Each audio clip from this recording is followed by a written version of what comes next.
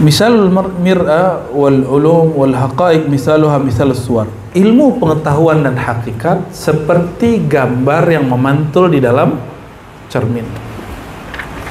Allati tura fil mir'ah, yang terlihat di dalam cermin. Kira-kira kalau cerminan kolbu kita apa isinya? Facebook ya, status orang gitu ya. Ya semoga udah berubah ya. Semoga udah berubah. Assalamualaikum warahmatullahi wabarakatuh. Kaum muslimin muslimat yang dimuliakan Allah, penonton channel Rahasia Islam, bertemu lagi kita pada kesempatan kali ini untuk kembali menyimak dan mendengarkan tausiah yang akan disampaikan oleh Abuya Ar-Rasy Hasyim. Sebelum kita menyimak dan mendengarkan tausiah yang akan disampaikan Abuya Ar-Rasy Hasyim nantinya, tidak lupa marilah kita selalu bersolawat kepada Nabi Muhammad SAW. Semoga di akhirat kelak kita mendapatkan syafaat darinya dan mendapatkan rahmat dari Allah Subhanahu wa Ta'ala. Amin ya Rabbal Alamin. Marilah kita bersama-sama menyimak dan mendengarkan tausiah yang akan disampaikan nanti. Semoga kita dapat mengambil hikmah dan nilai positif dari tausiah yang akan disampaikan oleh Abuya Ar-Rasy Hasyim. Selamat menyaksikan. Qalbu arsyullah. Ada misusi ya. Qalbu itu arasnya Allah. Kalau yang masyhur qalbul mu'min baitullah. Berarti bait itu, bait rumah, itu ada bait di mana aja, masjid. Ada bait al-haram, al-bait al-muqaddas, ada al-bait al-ma'mur, ada baitur rahman. Itulah yang disebut aras. Ar-Rahman alal arsis. Jadi apa sebutan aras? Baitur Rahman. Tapi Baitur Rahman yang besar itu kebalikannya ada dalam diri kita, namanya padanannya ada dalam diri kita, namanya qalb.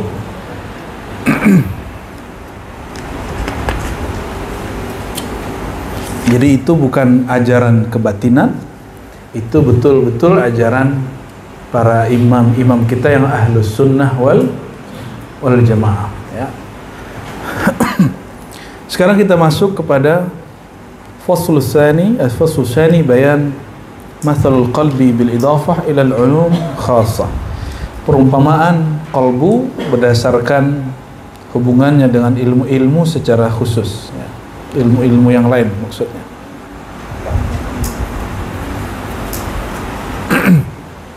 Tapi ini lebih kepada kekhususan qalbu ya. I'lam annal qalba mithaluhu mithalul mir'ati. Perumpamaan qalbu, kata Imam Ghazali, hendaklah engkau ketahui sama seperti cermin. Cermin kalau nggak dibersihin bisa bercermin nggak di muka, di depannya itu? Mukanya kelihatan nggak? Kelihatan, tapi kayak hantu.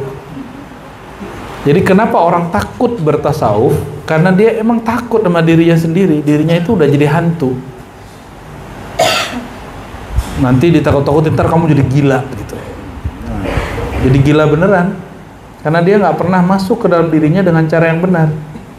Dia masuk ke dalam dirinya tapi belum membersihkan cerminnya diri. Itu yang membuat, mohon maaf, orang belajar ilmu kerohanian jadi tambah takut.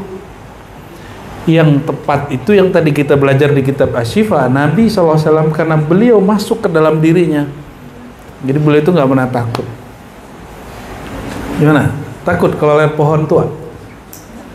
Pak takut, diribat katanya horor ya? Udah nggak horor ya, yang horornya udah pergi. Bang horornya udah. Yang bahaya itu bukan jin, bukan kuntilanak, bukan gundruwo.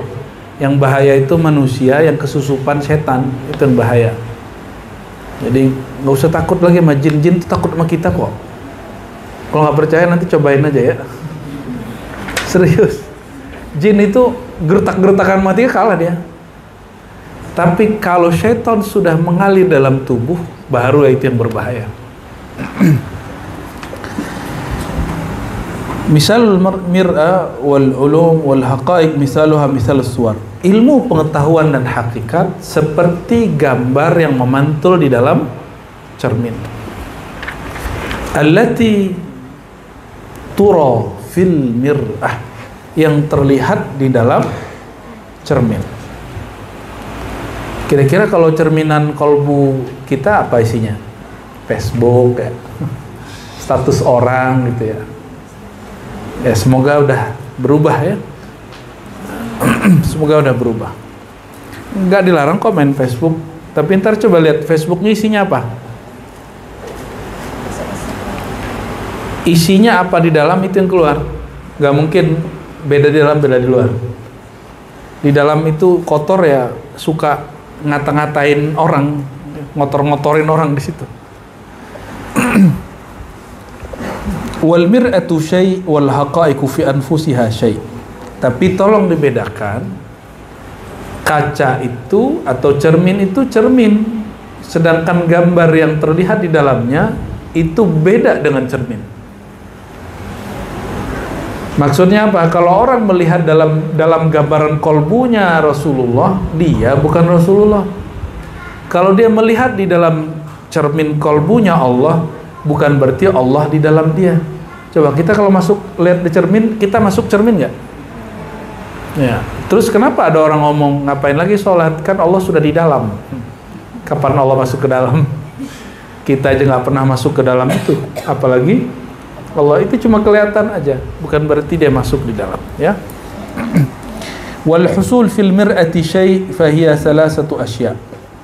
Adapun yang diperoleh di dalam gambaran cerminnya kolbu itu juga berbeda dengan cermin itu sendiri dan ilmu itu sendiri.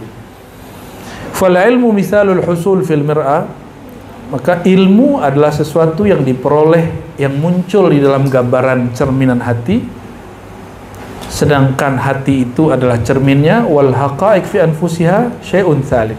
Adapun hakikat dari semua gambaran itu lain lagi ya. Fa idza arafta hadza, kalau kamu faham ini, annantina'a inkishafis suwar fil mir'ah li khamsati asbab. Kenapa kita tidak bisa melihat gambar muka atau wajah di cermin? Kenapa? Tuh motor kita yang Revo itu loh, yang dibeli tahun 2010 itu spionnya udah nggak bisa dilihat tuh. Kenapa? Bisa dijadikan bisa jadi mata. Nah, enggak, dia kacanya yang rusak kok. Itu kacanya emang udah buruk. Jadi kalau kita ngelihat orang dari belakang, dari depan, itu nggak bisa lihat. Tapi ada satu lagi, kalau kolbu itu seperti cermin atau spion, arahnya harus benar. Benar nggak? Nah, kadang-kadang udah bersih tapi nggak ada yang ngarahin. Nah, di situ perlu mursyid. Di situ perlu mursyid. Nah, ini beliau kasih 5 sebab kenapa tidak dapat melihat sesuatu di cermin. Pertama, fasadu suratiha a'nil mir'ah wa hiya qabla an tadur bi syaklil mir'ah wa tasaqqal. Rusaknya dataran cermin itu. Nah, jadi kolbunya yang rusak. Jadi dia retak. Kalau kolbu sudah retak, nah apa yang buat kolbu retak? Kalau kolbunya sudah syirik. Kolbu retak kalau sudah syirik. Yang kedua, khabasuhu wasadah. Bernoda. Kalau noda masih ada dibersihin nggak? Ini bisa dibersihin? Bisa. Ya. Oh iya ya, anak-anak muda sekarang kalau cermin pakai handphone ya. Betul ya? Kita kira dia lagi serius atau lagi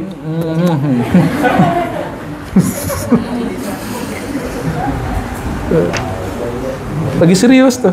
kirain lagi ngapain, baca Quran gitu kan. Ternyata ya. Kalau orang dulu bercerminnya di air. Kaunuhu ma'dzulan, jadi ketika ada tadi noda nggak bisa bercermin, maka nodanya bisa dibersihin. Yang kedua, ma'dzulan bihi an jihati surah bi ayakuna surah wara'al mir'ah. Kalau gambarnya orang yang mau dilihat itu, atau kita nggak berdiri di depan, bisa kelihatan nggak? Anggap ini cermin, kita nggak berdiri di depannya. Nah, jadi ada orang, dia sudah orang baik, dari keluarga baik, ngajinya udah baik, tapi kok nggak bisa menemukan TikTok dengan kolbunya? Karena dia belum diarahkan oleh orang yang mengerti cara bercermin. Di situ perlu mungkin cerminnya yang digerakin atau orangnya yang diarahin. Ya. Yang keempat, al-hijab yursalu bainal mir'ati was surah. Ada penghalang antara si cermin dan orang yang sedang bercermin. Ini yang disebut hijab. Sebutannya apa? Hijab. Ya. Dan hijab itu banyak sekali, ada 70.000. Dalam 70.000 itu satu-satu dikali 70.000 lagi. Jadi kalau kita ngaji hijab panjang. Wal khamis al-jahlu bil jihati allati fiha surah. Ini yang paling parah. Tidak mengetahui di manakah arahnya cermin. Kadzalikal qalbu fahuwa musta'iddun li ay yatajalla fihi jaliyatul haqq fil umur kulliha. Padahal qalbu dia siap untuk memantulkan semua sifat-sifat ilahiyah. Karena tidak ada orang selain Rasulullah dan para nabi yang sanggup untuk membersihkan kolbunya total, maka yang sanggup untuk menjadi pemantul sifat Allah hanyalah Sayyidina Muhammad sallallahu alaihi wasallam. Nabi itu, jadi kalau Allah Ar-Rahman, beliau itu Rahman. Allah itu Ar-Rahim, beliau itu Ar-Rahim. Maka orang akan faham bagi Rahmannya Allah ketika melihat Rahmannya baginda Nabi Muhammad sallallahu alaihi wasallam. Ya, kita nggak perlu cerita-cerita dan riwayat palsu mengenai baiknya Nabi kepada Yahudi. Nabi itu lebih baik dari semua yang ceritakan dalam hadis palsu itu. Ya. Jangankan Yahudi, onta, keledai, kambing, domba itu Nabi rawat semua. Ketika Nabi hijrah daripada Mekah ke Madinah, lalu minta susu dari kambing atau domba. Itu kambingnya bukan kambing yang beres, kambing yang sakit-sakitan, kambingnya kurus, nggak bisa berdiri. Akhirnya Nabi urut-urut, lalu diperas. Itu mustahil ada airnya, air susunya. Tapi kemudian Nabi sebenarnya memberikan sayang kepada. Nah, maka di situ orang bertanya, hal asyatu tuskin nabi au nabi yuskis syah. Apakah Nabi yang diberi minum susu oleh si domba atau domba diberi susu oleh baginda? Ya, wallahu enggak lah, maksud wallahu alam udah jelas kok. Rasulullah kok. Rasulullah lah yang ngikut-ngikut aja, taklid aja. Inilah yang disebut al-insan al-kamil. Jadi apa makna al-insan al-kamil? Zat yang mampu menerjemahkan sifat-sifat ilahiyah. Dan itu hanya Rasulullah SAW. Saya belum. Jadi saya sampaikan kepada antum, saya belum. Kalau antum melihat ada orang yang bisa begitu, silakan ngambil berkah, ngambil ilmu darinya. Ya, nggak apa-apa. Makanya kita selalu mengatakan ambil talqin dari masjid mursyid tempatan.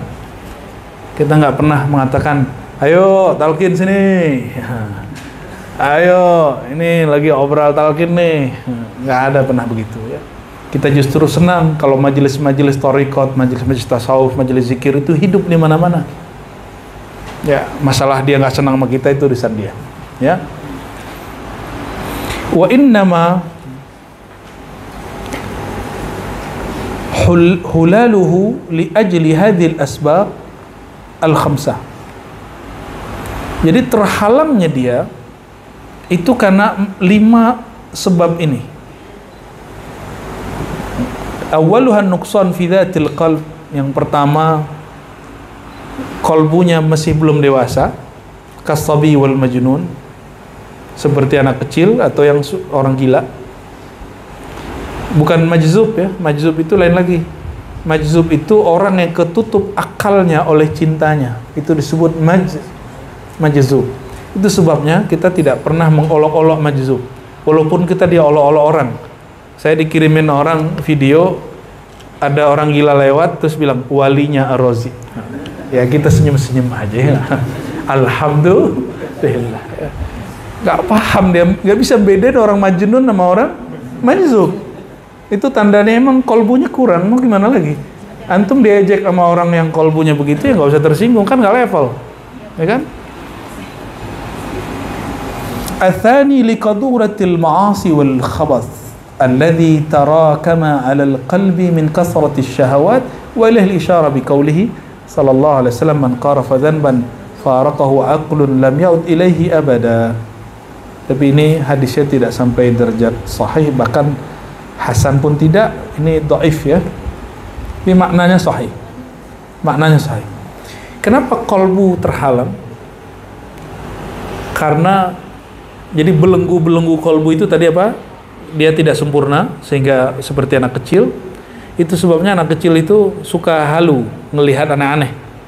Itu ada kalanya benar, ada kalanya nggak benar. Dia ngelihat apa lewat sini, siapa tahu emang dia hanya halu atau emang dia betul-betul melihat. Ya. Iya, karena akalnya belum sempurna maka dia lihat yang begitu. Jadi orang yang akalnya sempurna dia nggak perlu ngelihat alam lain. Ya.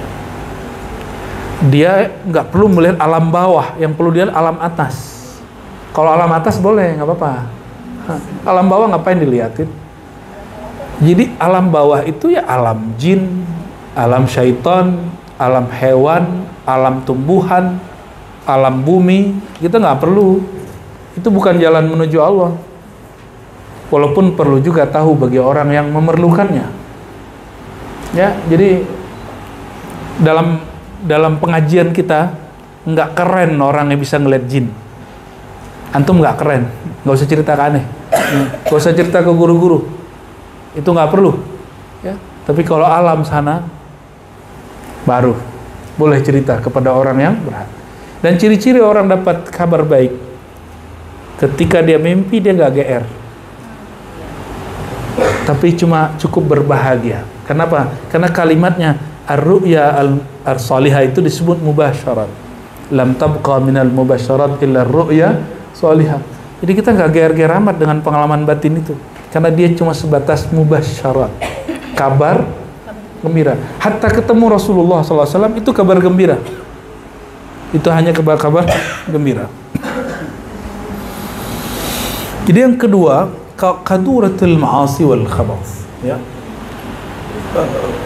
Keruhnya maksiat. Jadi maksiat itu bikin keruh. Maksiat itu bikin keruh. Alladzi tarakama 'alal qalb, yang dia kemudian mencengkram kolbu min kasratis syahawat, karena banyaknya syahwat, keinginan-keinginan rendah tadi. Nah, kalau syahwat itu nggak hanya seksual, syahwat rumah, mobil, duit, mengenai pasangan itu syahwat salah satunya. Itu salah satunya. Tapi bukan itu aja, ya. Wa ilal isyarah, ini yang disebutkan dalam sebuah hadis, tapi tadi hadisnya dhaif. Man qarafa dhanban, ya, faraqahu aqlun. Siapa yang melakukan kemaksiatan, akalnya hilang. Tapi ini sahih secara makna, karena ada sebuah hadis, tidaklah bermaksiat orang bermaksiat wa huwa mu'min, sedangkan dia dalam keadaan beriman, ya.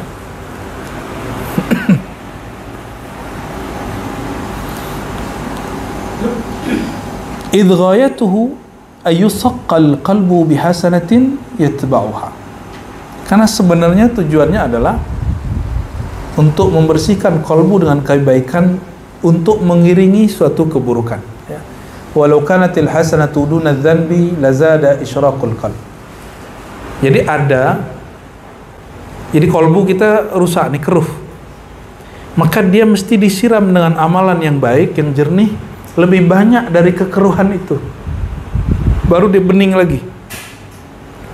Jadi kalau antum cuma ngomong, aku udah tahajud, saya sudah zikir pagi sore, kok masih begini gitu? Belum cukup. Angan-angannya di sini. Maka ada zikir kalau di Thariqah Naqsyabandiyah itu ada zikir angan-angan. Nafsun natiqah namanya. Ya, itu dizikirkan di bagian otak sini. Biasanya orang yang banyak angan-angan itu kepalanya kayak mau pecah. Jangan coba sendiri di rumah, ya. Wajib pakai mursyid. Wajib pakai. Jadi perdebatan ahli-ahli otak neurologi mengenai apakah otak itu di dada atau otak itu di kepala, bagi ahli tasawuf selesai. Terserah kamu mau taruh di mana. Mau di kepala ada zikirnya, mau di kolbu ada. Ini Ustadz Fakhruddin, pakar bahasa Arab, sudah ngalamin kemarin, ya. Alhamdulillahirabbil 10 hari, ya. Itu lagi suluk. Itu mirip kayak orang haji umroh. Karakter dia muncul semua. Ya, ada yang suka tamak, nih mohon maaf. Itu ada makanan simpen ke dalam tempat dia sholat.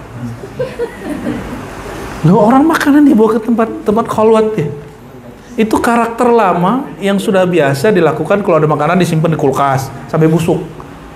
Apa kata Nabi? Laulal Yahud, kalau bukan karena Yahudi, tidaklah masakan jadi busuk. Jadi orang Yahudi itu di masa Rasulullah, nggak tahu Yahudi yang sekarang.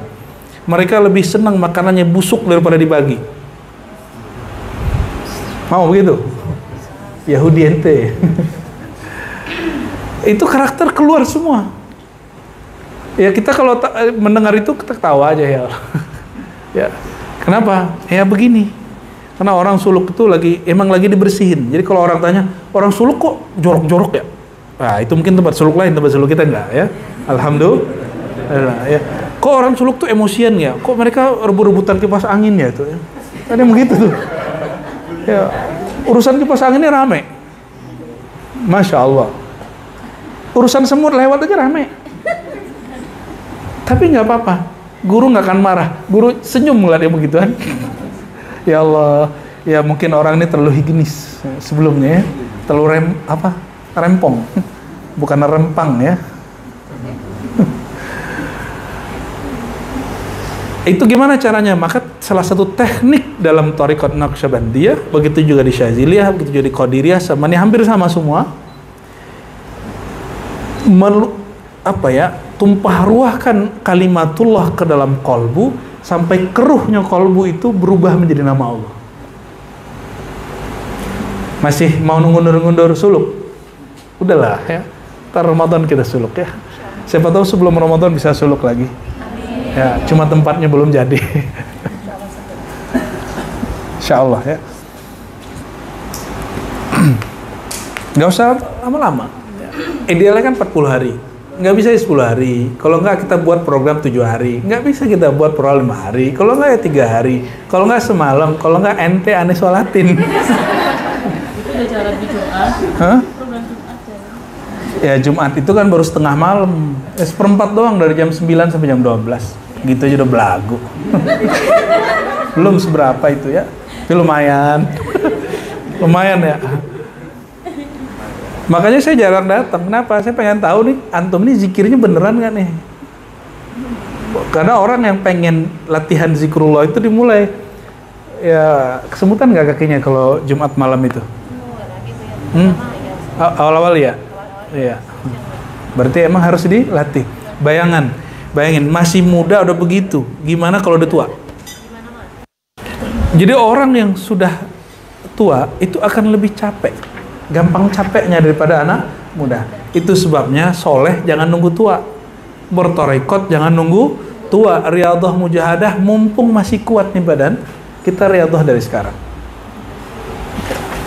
Nunggu tua, itu namanya tulul amal ya, panjang angan-angan.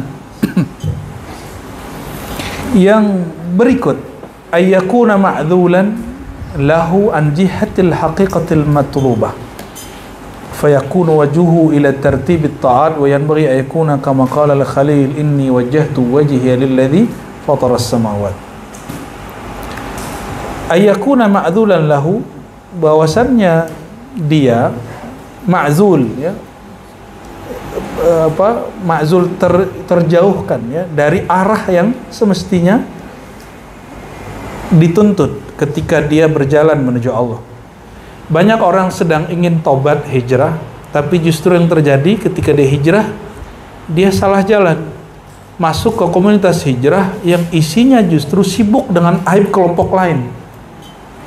Nah, ini kepada sahabat-sahabat kita, ya, sahabat-sahabat kami, sahabat-sahabatku yang hijrah lalu sibuk sama aib kelompok lain, hijrahmu salah jalan, ya.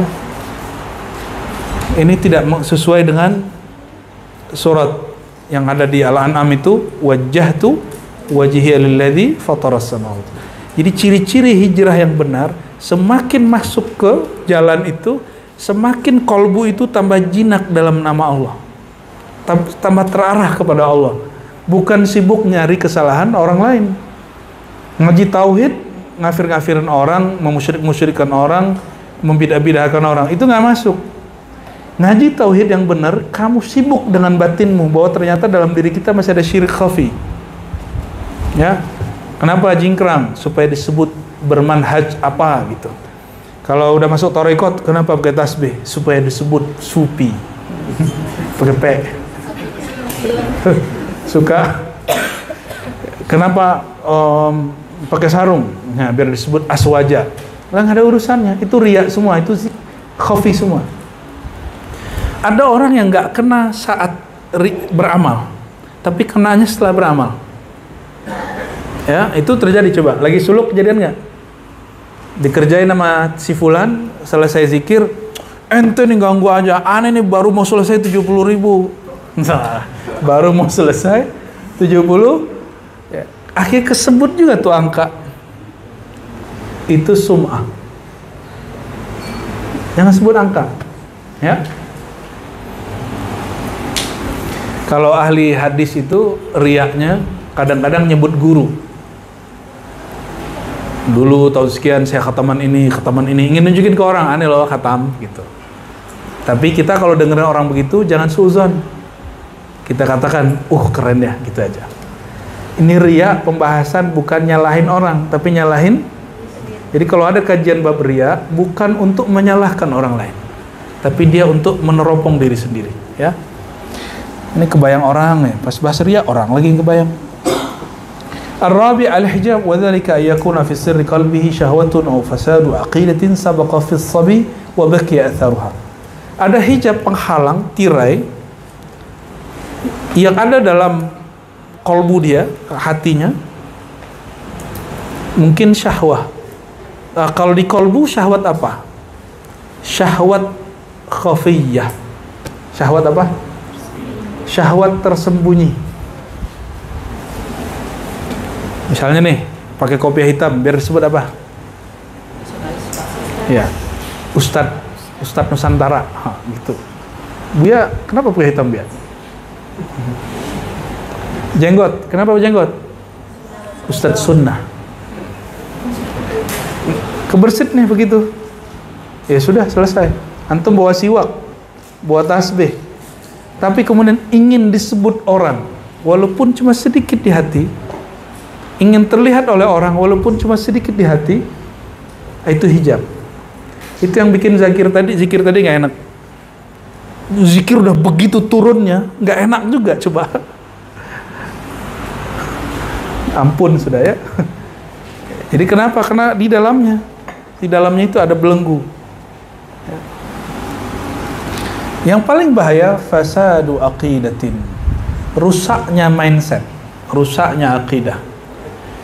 Jadi saya udah ketemu dari kecil sampai sekarang, bahkan murid pertama dari guru saya atau murid awal-awal dari guru saya itu kemudian meninggalkan ajaran gurunya cuma karena salah faham mengenai bab rabithah. Tahu rabithah? Membayangkan guru. Apa kata orang di kampung kita dulu? Membayangkan guru berarti syirik ini. Akhirnya dia sampai sekarang tidak menikmati zikrullah. Padahal membayangkan guru tidak masuk wilayah fikih, tidak masuk wilayah akidah. Dia masuk wilayah walayah, kewalian. Zauq. Dalilnya apa? Hadis Imam Ibnu Majah juga ada di Ahmad, Abu Nuaim dan lain-lain dengan riwayat yang berbagai macam versi. Disebutkan dalam riwayat itu, man auliyaullah, dalam satu versi man khairun nas. Siapa wali Allah, siapa orang terbaik. Apa jawaban Nabi? Man idza ru'u dzukirallah. Orang yang jika diingat, dipandang, dikenang, dibayangkan. Ru'u, ro'a itu divisualkan. Dzukirallah, maka orang yang mengenangnya, melihatnya, memandangnya langsung ingat kepada Allah Subhanahu wa ta'ala. Nah, udah punya guru begitu belum? Kalau ya, dia berhak dirobitohin. Ya, dia pantas dijadikan robitoh. Apa arti robitoh? Robitoh bukan ma'bud. Robitoh itu rabtul qalbi, rabtul hubbi bainal muridi wasyaikh. Ikatan cinta rohani antara murid dan guru. Ini bukan cinta syahwat. Karena rohani bukan laki, nggak perempuan. Ruh kita tidak laki, tidak perempuan. Ya, laki perempuan urusan fikih. Ini bukan urusan fikih. Ya. Jadi mas-mas ini kalau istrinya ngaji sama seorang syekh, jangan cemburu. Ya. Bagus itu. Karena rohani dia yang sama. Maka hubungan mereka dibatasi dengan hukum fikih secara zahir, tapi batinnya tanpa batas. Urusan batin kita ini nggak ada batas. Yang membatasi kita cuma zahir karena ada hukum syariat. Ya.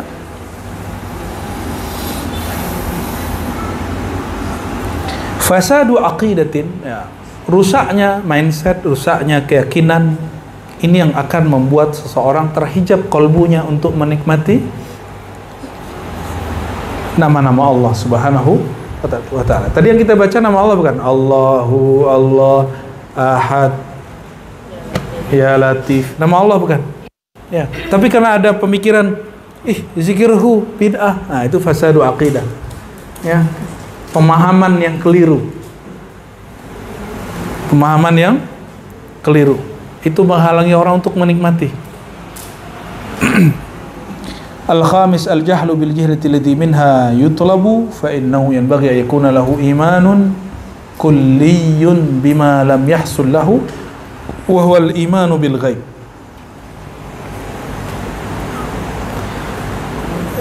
Tidak tahu arah kolbu, bahkan mungkin mengingkari adanya kolbu karena dia tidak percaya kepada yang gaib. Ya. Gaib itu ketika antum buka mata. Coba punya rasa sayang ke seseorang. Kalau itu banyak orang ya. Itu sayang ada di fisik atau ada di batin? Di batin. Dia nyata nggak dalam batin kita? Nyata dalam batin, tapi dia justru cinta itu gaib pada tubuh. Cinta itu gaib pada tubuh, tapi dia nyata pada dalam batin. Paham maksudnya? Itu baru cinta sama makhluk loh. Maka cinta kepada Allah, dia nyata di dalam kolbu, tapi dia gaib di dalam zahir.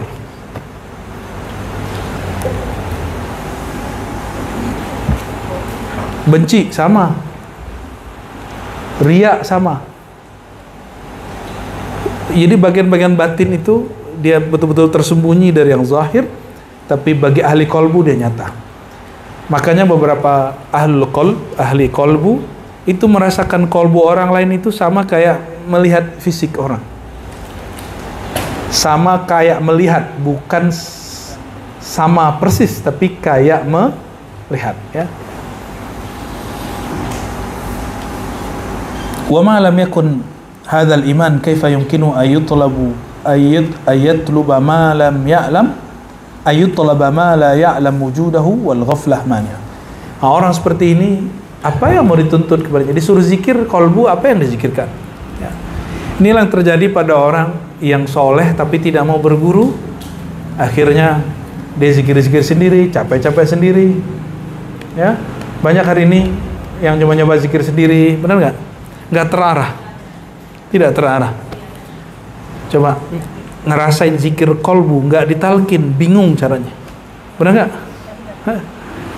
Nggak diarahkan, ini loh caranya. Pejamkan mata, lidah dikunci, baru aktifkan kolbu, baru bisa aktif. Nggak bisa pakai video doang, mesti ketemu fisik dengan gurunya. Karena halangan kita halangan fisik. Waqad qala sallallahu alaihi wasallam laula anna syayatin. Nah, ini hadis hasan ya. Laula anna syayatin, seandainya syaitan, jamak syaitan yahumun, tidak menutupi, menggerubungi kolbu Bani Adam.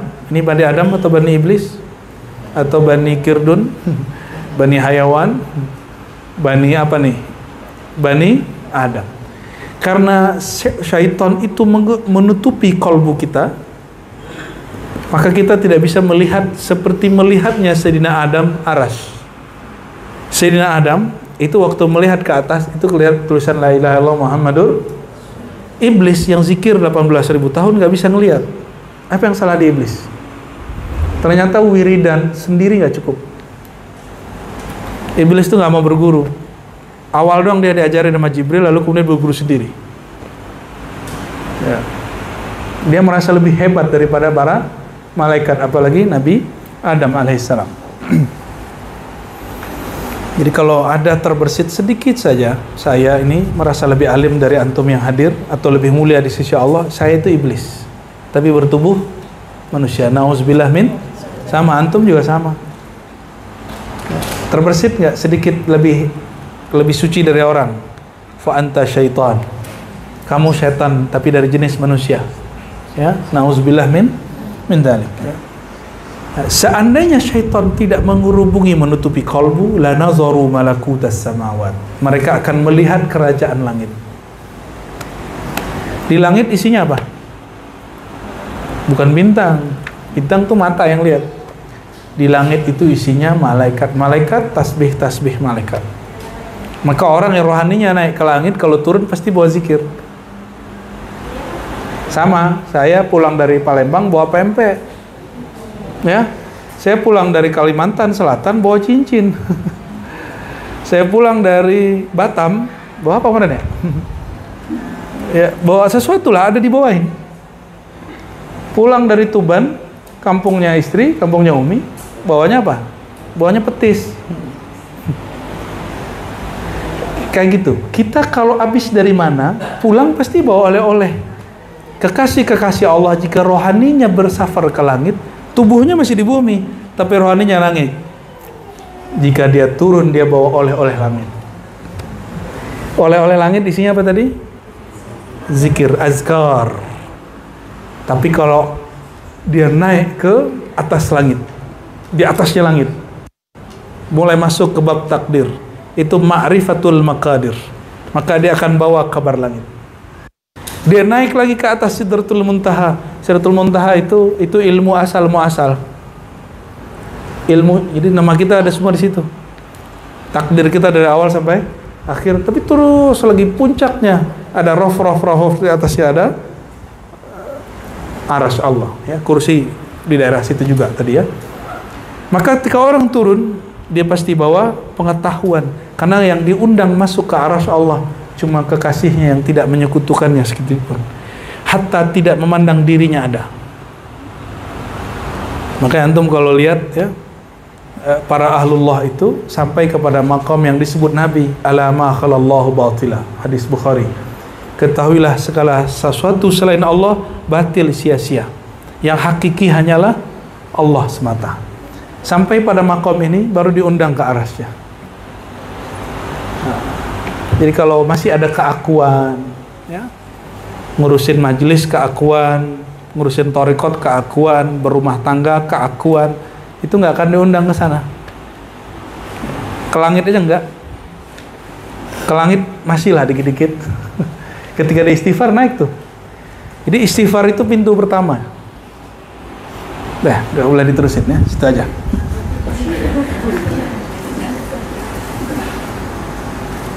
Astaghfirullahaladzim.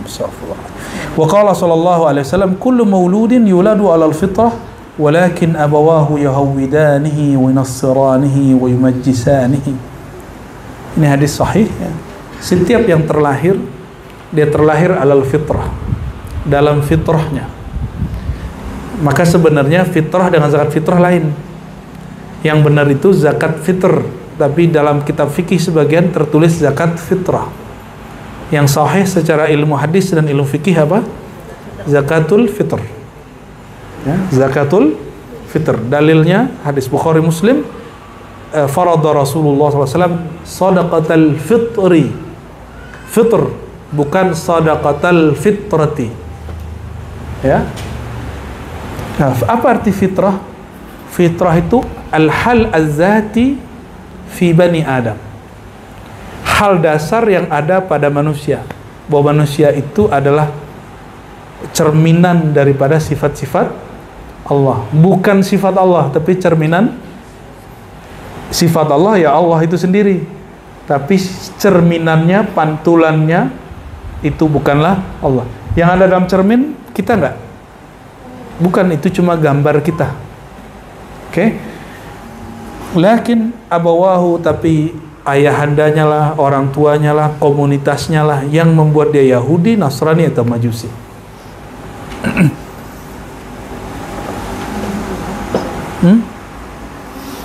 Wa qad rawa Ibnu Umar qala qila ya Rasulullah, ini hadis Tabarani,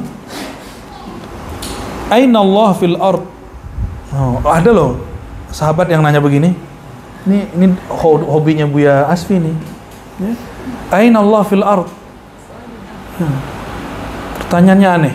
Ya Rasulullah, kalau di bumi Allah itu di mana? Gitu. Nyeleneh nggak pertanyaan orang ini? Tapi orang ini nanya bukan pertanyaan jismiyah, bukan pertanyaan tempat. Orang ini nanya tentang hakikat. Maka Nabi jawab hakikat. Apa jawaban Nabi sallallahu alaihi wasallam? Fi qulubi ibadihil mu'minin, ya. Di dalam qalbu hambanya yang beriman. Itu lafaz bil makna yang ditulis oleh Imam Ghazali. Mungkin dia ambil dari Ibnu Abi Dunya atau siapa, kita nggak tahu. Lafaz yang ada dalam Tabrani nggak begitu. Inna lillahi aniyatan min ahlil ardi wa aniyatu rabbikum qulubu ibadihi salihin. Allah mempunyai wadah tempat dia menatap di bumi, yaitu kolbunya orang-orang yang saleh. Saleh bahasa Arab bukan banyak salat, bukan banyak zikir, tapi kulubu may yuhibbuhu, hati-hati orang yang mencintainya. Maka di Quran ada Allahu yatawallas salihin. Salihin di situ bukan soleh banyak salat yang dipahami orang awam. Salihin di situ sayyidus salihin an-nabi, penghulu orang soleh Nabi. Orang awam masih berpikir soleh itu banyak sholat. Maka kita kalau dengar orang ente sholat. Padahal ada saat sholat tidak lebih afdal daripada ngaji.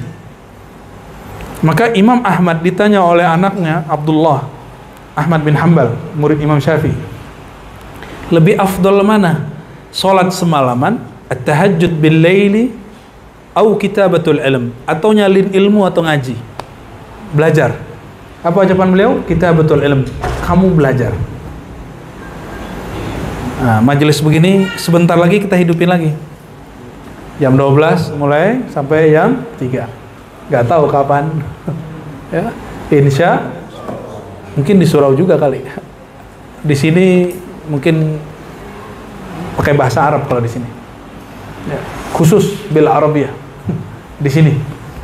Kalau di surau nanti ada yang berbahasa bahasa bumi. Lalu ada satu riwayat ini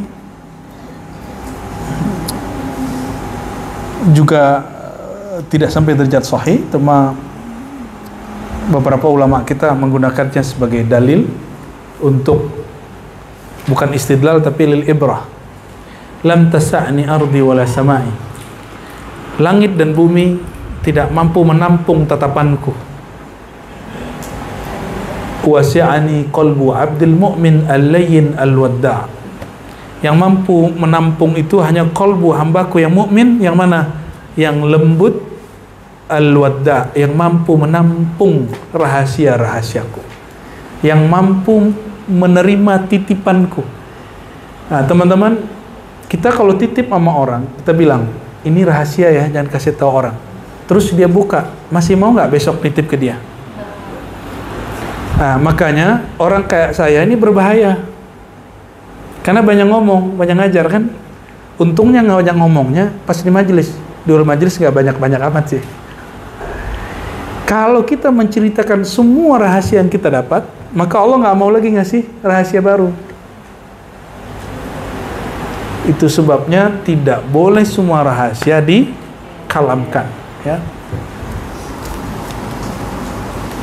Wa kadzalika qala Sayyidina Umar, ra'a qalbi rabbi. Mau ngeri nih. Apa kata Sayyidina Umar? Qalbuku melihat Tuhanku. Allah itu bukan benda. Maka kalau qalbu menatap Tuhan, itu yang ditatap nama dan sifatnya. Ya.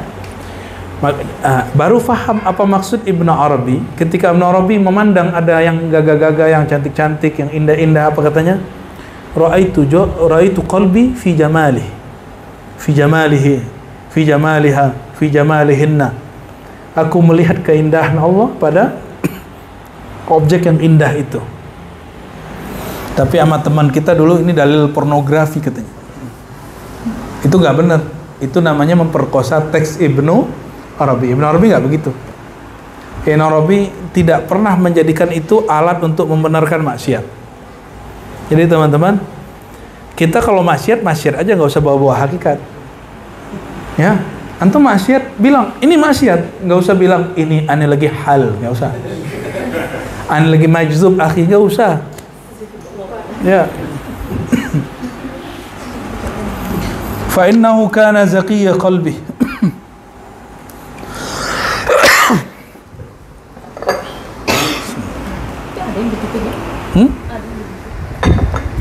Ya urusan dia.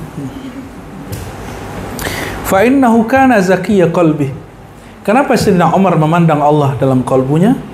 Karena kalbunya telah dibersihkan. Sesuai ayat qad aflaha man zakkaha. Tapi perlu diingat, ha di situ bukan kalbu tapi nafs.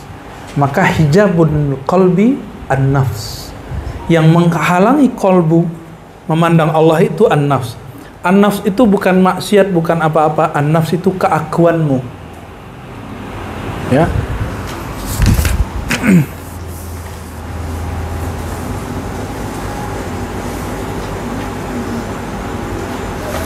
Oleh karena itu, bagi yang mengingkari mukasyafah, bagi yang menganggap mukasyafah, memandang alam gaib itu adalah halu, silakan Anda baca kitab Mukhtasar Ihya, baca kitab Kimya Us-Sa'adah, lalu kitab Al-Munkiz Minad Dalal, baca kitab Mishkatul Anwar, dan semuanya Imam Ghazali buka-bukaan.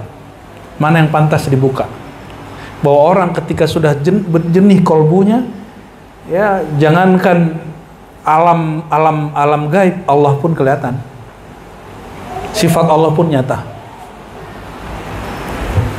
Ya, jadi yang masih menuduh ahli-ahli zikir, ahli-ahli ma'rifat tuh halu, jangan-jangan yang ngaku aswaja, dia belum aswaja beneran. Ya, kita agak kecewa dengan orang-orang yang ngaku aswaja lalu menolak persoalan mukasyafah dan hanya menerima mukasyafah dari orang yang sudah meninggal atau orang-orang yang di tengah-tengah gunung. Nggak ada urusannya. Al-mukasyafah la yukhtassu biman ikhtala khalwatan au i'tazala uzlatan.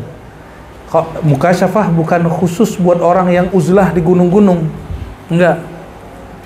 Mukasyafah liman ikhtala biqalbihi lillahi azza wa jalla. Orang yang kalbunya beruzlah kepada Allah Subhanahu wa ta'ala. Mau sama aja, mau Tuhan di sini sama Tuhan di gunung sama nggak? Terus kenapa harus repot-repot ke gunung? Ya, conditioning segitu susah kan ya orang-orang mengkondisikan dirinya di dunia. Ya, makanya kita buat suluk di tengah keramaian. Ya.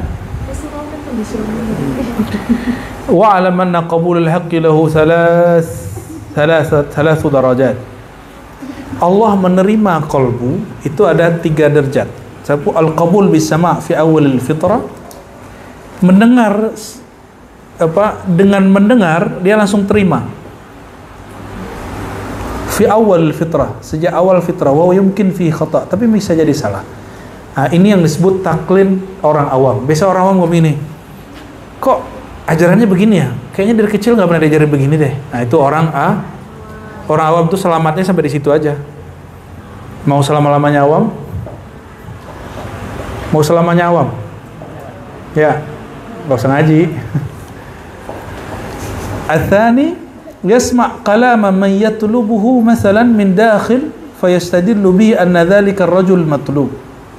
Dia dengar dari orang yang dia cari min dakhil, dari dalam, lalu dia menjadikan orang itu sebagai dalil, bukti atau penunjuk jalan ya, untuk mencari yang dia perlukan.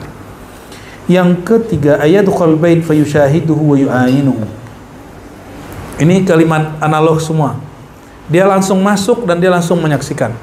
Ini yang kita sebut dulu ilmu yakin, ainul yakin, hakul yakin. Orang awam dia taklid apa kata orang. Kalau ainul yakin dia lihat, oh iya ya, tapi belum mau terjun ke sana. Kalau yang ketiga dia masuk, dia saksikan sendiri, dia coba sendiri. Ada madu, ada gula. Untuk bedainnya dengerin ahli food combining atau langsung coba? Kenapa? Namanya hakul yakin. Warna gula sama warna madu bisa sama nggak? Bisa sama. Jadi kalau kita cuma dari warna, kita bisa ketipu. Maka thariqah ilallah dengan thariqah ila ghairillah itu hanya bisa dibuktikan bukan dengan diskusi. Hanya bisa dibuktikan dengan langsung masuk mencicipi.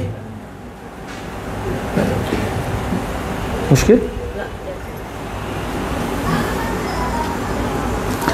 Nah, para nabi itu sampai ke situ. Lau kushifal ghita mazdadtu yaqinan. Maka Sayyidina Ali mengatakan kalau udah sampai di bab musyahadah, merasakan. Apapun kata orang mau menambahkan, misalnya ada 1000 orang minum madu, keyakinan kita sama madu yang kita minum tadi berubah nggak? Ada 1000 orang nggak percaya bahwa madu itu nggak manis, antum berubah nggak? Kenapa? Kita udah nyoba. Paham maksudnya? Maka lazzatu ilmi ma'rifatillah, lazzatul ma'rifah billah, lazzatul zikr, lezatnya ma'rifat, lezatnya zikir, lezatnya menyebut nama Allah. Walaupun orang bilang ente nanti gila, ente sesat, ente zindik, ente kita nggak akan hiraukan lagi. Kenapa? Karena di sini dia ngomong ini kok yang nikmat gitu. Itu namanya hakul yakin. Itu yang terjadi pada Sayyidina Bilal. Maka tadi kita baca zikir ya ahad, maka selalu ya ahad itu selalu saya tergambar Bilal diseret-seret. Selalu setiap baca ya ahad itu Bilal terseret-seret di depan kita. Itu Sayyidina Bilal diseret, kulitnya sudah sisa udah nempel-nempel di mana-mana. Dagingnya bahkan ada di mana-mana. Darahnya di mana-mana. Tapi yang dibaca cuma ahad. Enggak pakai ya lagi. Ya masih berjarak. Ini mafi masafah, mafi hijab, nggak ada hijab lagi. Yang baca cuma ahad. Dia udah asik memandang Allah. Kalau memandang Sayyidina Yusuf membuat ibu-ibu tidak kesakitan dan memotong tangannya, apalagi memandang Zatullahil Ahad, Sifatullahil Ahad, maka orang-orang itu tidak akan pernah merasakan sakit. Apapun perjuangannya, apapun masalahnya, semuanya fihi lazzah. Wa hazihi lazzah la yazuqaha illa man arafa, la ya'rifuha illa man zaqaha. Ya, tidak tahu kecuali orang yang merasakannya.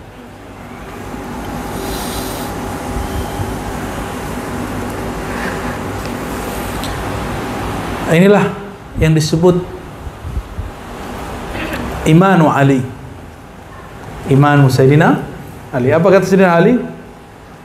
Lau kushifal ghita mazdadtu yaqinan. Kalau sudah dibuka qalbumu, Kalau kolbuku dibuka oleh Allah, musyahadah, maka 1000 dalil tidak menambah, kurangnya dalil tidak mengurangi.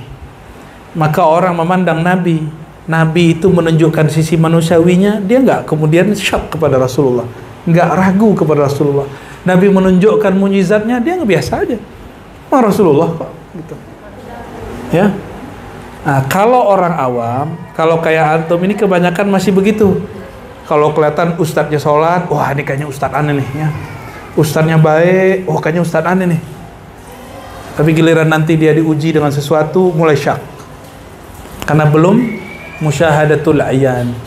Ya guru yang begitu juga nggak sedih, nggak sedih-sedih amat ya, makhluk mau gimana lagi, dia belum nyampe gitu. Ya mungkin secara nafsiyah emosi, tapi secara ruhiyah biasa aja. Semoga Allah memberikan kita al-iman wa haqqal yaqin. Amin ya rabbal alamin. Ya. Sedikit lagi. Wa huwa imanul anbiya was-siddiqin wal auliya.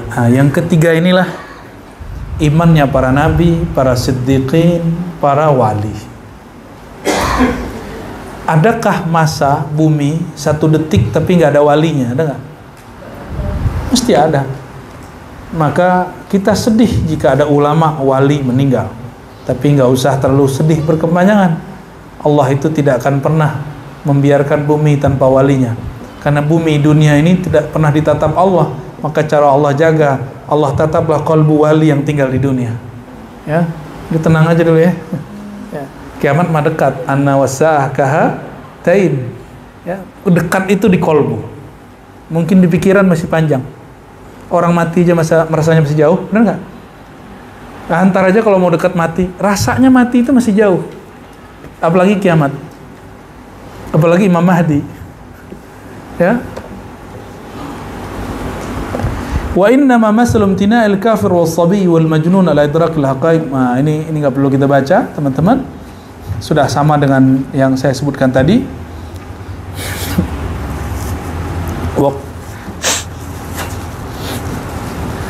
Beliau kemudian menukil ayat surat Al-Alaq ya, Iqra ya. Tapi dia nukil ayat keempatnya. Allama bil qalam, allamal insana ma lam ya'lam. Allah itu mengajarkan bil qalam. Wal qalam huwa sirru sayyidina Muhammad sallallahu alaihi wasallam. Al-qalam itu pada hakikatnya adalah sir Nabi Muhammad sallallahu alaihi wasallam. Allamal insana ma lam ya'lam. Allah mengajarkan manusia apa yang tadinya dia tidak sadari. Ya. Wa qalamullah ta'ala la yushbih qalama khalqihi. Qalamnya Allah beda dengan qalam penanya makhluk, kama anna wasfahu la yushbih wasfa khalqihi. Sebagaimana sifatnya lain dengan sifat makhluknya. Walaysa qalamuhu min qasbin wala khashabin. Penanya Allah itu bukan yang tercipta dari, kalau dulu orang kalau punya pulpen itu apa? Kayu. Kalau sekarang dari plastik ya, bukan itu. Kama anna zatahu laysat min jauharin wala ard. Sebenarnya zatnya bukanlah benda. Ya. Lalu beliau tutup dengan kalimat, 2 paragraf kita simpul ya. Wa qad tabayyana laka anna mithal al-qalbi ani latifar rabbaniyah kal malik wal badan kal wilayah lahu. Jadi tubuh manusia seperti satu kerajaan, lalu ada rajanya bernama kolbu, perdana menterinya, menteri-menterinya bernama akal, lalu tentara-tentaranya bernama syahwat dan emosi. Itu kesimpulannya. Lalu kesimpulan yang kedua, sebelum sampai kesimpulan yang kedua, apabila kolbu si raja didemo oleh akalnya, lalu dia ngikutin akalnya, orang ini akan menjadi rasional dan melalui alam gaib. Maka itu nggak boleh. Apabila kolbunya didemo oleh emosinya, lalu dia menjadi emosi, maka orang ini menjadi beringas dan buas. Orang ini jadi diktator kalau manusia. atau dia didemo oleh syahwatnya, maka dia menjadi tamak. Maka kalbu nggak boleh kalah sama menterinya karena dia raja. Jadi presiden nggak boleh kalah sama menteri. Kalau kalah sama menteri ganti aja, ya, ganti aja, ya. Ini siapapun presidennya nanti, kalau ada menteri terlalu dominan ganti aja, ya. Berarti ada misi tersembunyi. Tapi di ribat nggak begitu, ya. Ribat itu bukan kepresidenan. Ribat itu laboratorium kolbu. Insya Allah, ya. Jadi kalau ada orang nggak benar, ya wajar, kita kan manusia, kita nggak suci. Orang nggak benar bukan untuk dibuang, orang benar nggak benar untuk dibenerin, ya. Dan saya belum benar-benar amat kok, ya. Wa nahnu nadribu laka mathalan akhar fa naqulu allati farabana misal faris sayat, sampai akhir. Intinya sama, bahwa latifah rabbaniyah qalbu adalah titik halus, wadah yang menjadi tempat Allah memandang. Maka Allah tidak pandang lagi kepada muka kita, wajah kita semua. Yang Allah pandang adalah qalbu. Oleh karena itu teman-teman, qalbu itu mesti dibentengi, dan bentengnya qalbu adalah la ilaha. Maka orang yang baca la ilaha illallah mesti kuat. Apa yang dimaknai dalam la ilaha illallah, satu aja maknanya yang paling bagus untuk semua orang. La fa'ila wa la muharrika illallah. Tidak ada yang berbuat, tidak ada yang menggerakkan, tiada yang menakdirkan, tiada yang memutuskan kecuali Allah SWT. Orang sampai dirasa ini, barulah muncul apa yang disebut ar-ridha bil qada. Rasa ridha dengan apapun yang terjadi. Maka al-qada murruha wa huluha sawa. Kata orang nih manis, kata orang nih pahit. Semua takdir itu manis, ya. Oleh karenanya teman-teman yang bukan Allah, inilah rahasia para sahabat. Sahabat itu dibanting-banting kolbunya, jiwanya, dan mereka tetap bersama Rasulullah SAW karena imannya sampai kepada hakul yakin, ya. Maka jika ada orang murtad, ada orang keluar dari majelis Rasulullah, itu karena kolbunya belum sampai kepada musyahadatul iyan atau hakul yakin. Kita memohon kepada Allah, semoga Allah membimbing rohani ini, semoga mengikuti rohani baginda Rasulullah SAW. Kita memohon kepada Allah, semoga kolbu ini mengikuti kolbu Rasulullah SAW. Allahumma akrimna bitanwir qulubina. Ya Allah, kami memohon, ya Allah, muliakanlah kami dengan pemberian cahaya di dalam kolbu kami. Allahumma akrimna bisa'atis sadri. Ya Allah, muliakan kami dengan lapangnya dada. Allahumma akrimna ya Allah bi an taj'al qulubana mahalla tajalliyatika. Ya Allah, muliakan kami, izinkan kami dengan kemurahan Engkau ya Allah, agar kalbu kami layak menjadi pantulan sifat dan nama-nama Engkau. Allahumma ya Allah, salli ala sayyidina Muhammad al-insan al-kamil wa ala alihi wa ashabihi ajma'in. Allahumma salli ala sayyidina Muhammad ka'batil arwah wa ala alihi wa sahbihi ajma'in. Allahumma ya alim, salli ala madinatil ilm wa ala alihi wa ashabihi ajma'in. Rabbana atina fid dunya hasanah wa fil akhirati hasanah wa qina adzaban nar. Wa sallallahu ala sayyidil wujud walhamdulillahi rabbil alamin.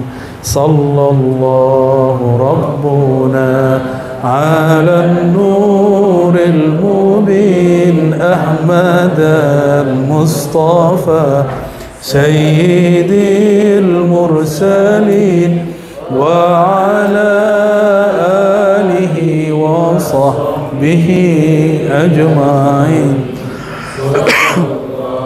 Rabbuna ala an-nuril mubin Ahmad al-Mustafa sayyidil mursalin wa ala alihi wa sahbihi ajma'in. Al-Fatiha. Amin. Semoga Allah berkahi majelis ini dan maulid ini, dan Allah istiqomahkan kita di jalannya. Assalamualaikum warahmatullahi wabarakatuh.